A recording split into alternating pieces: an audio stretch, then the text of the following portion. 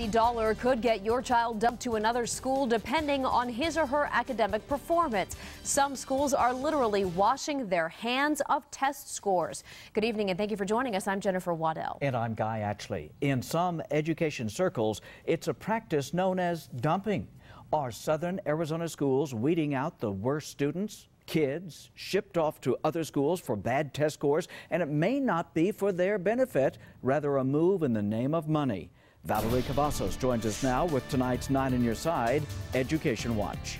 Well, you might have experienced this. Your child is not doing well in school. You've asked for help, but you feel the school isn't doing enough. Then at about this time of year, you're told another school might be the answer. It's a practice that some principals say has gone on for years. But if the governor's proposal to base school budgets on performance gets the nod, some principals worry their schools and students could pay too high a price.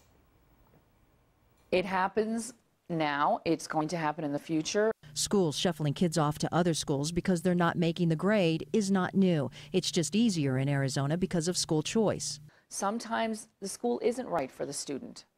I think that my school is a very good school because it's smaller. But Skyview principal Marianne Goodwin is concerned when there's another reason, a hidden one, that sometimes happens before Ames testing. Before the Ames, I look and see, and I know who's going to probably do well and who isn't.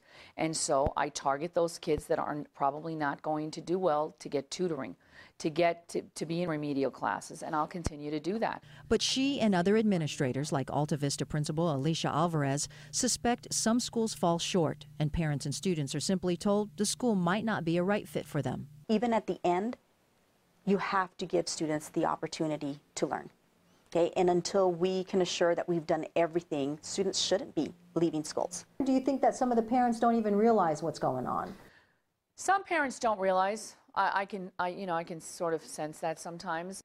An unfortunate hidden reason that both principals say is hard to prove. Can I prove it? Absolutely not. How are you going to prove it?